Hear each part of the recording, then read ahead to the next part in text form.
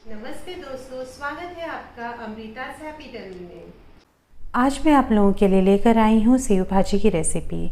कई बार ऐसा होता है कि घर में कुछ बनाने के लिए नहीं होता है, ना कोई सब्जी ना ही कोई अलग दाल। तो यहाँ पे मैं आप लोगों के लिए लेकर आई हूँ एकदम सिंपल रेसिपी, जो अगर आप बनाएंगे तो आपके घर के लोग उंगलियाँ चाटते रह जाएंगे और ये सब्जी खाने के लिए बार बार डिमांड करेंगे।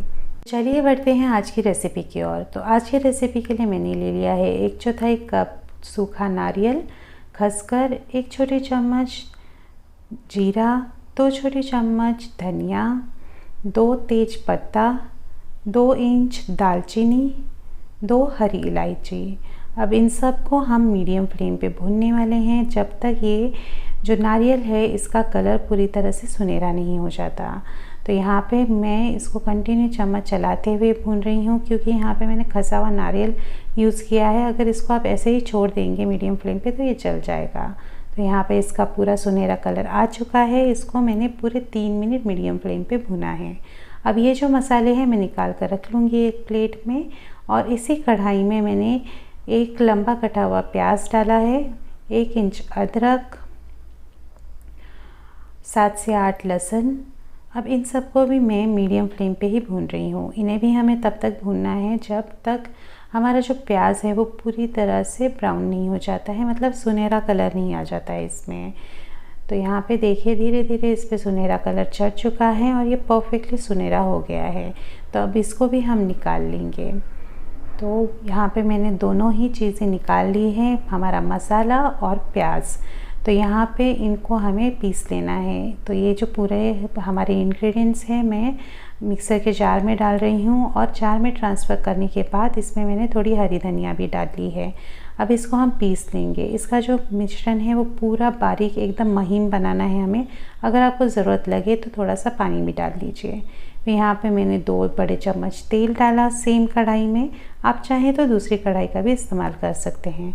आधी छोटी चम्मच राई डाली है, आधी छोटी चम्मच जीरा डाला है, और हमने जो बना कर रखा हुआ मसाला था उसे डालकर अब हम भून लेंगे।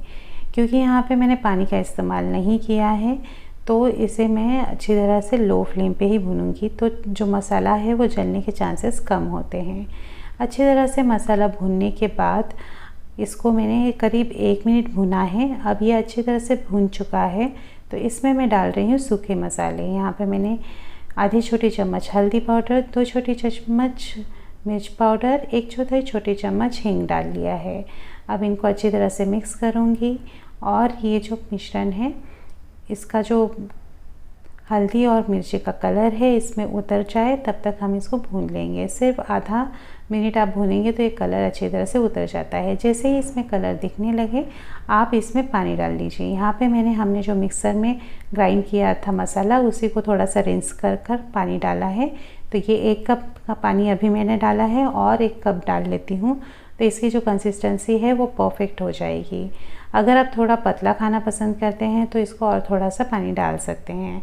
तो यहाँ पे मैंने 2 कप पानी अच्छी तरह से इसमें डाल लिया, और थोड़ा सा स्वाद अनुसार नमक डाल रही हूँ। नमक डालकर भी इसको अच्छी तरह से मिक्स कर लें।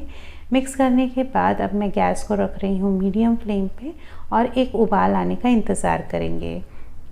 तो यहाँ पे इस पे उबाल आ गया। इसको अच्छी तरह से वापस मिक्स कर लीजिए। मिक्स करने के बाद फिर से हमें थोड़ा इंतज़ार करना है, एक और उबाल आने देना है। एक उबाल आने के बाद इस पे डाल लीजिए बारीक कटी हुई धनिया, और यहाँ पे मैं आपको सेव दिखा देती हूँ। ऐसी मोटी वाली जो सेव होती है वो हमें यूज़ करनी है।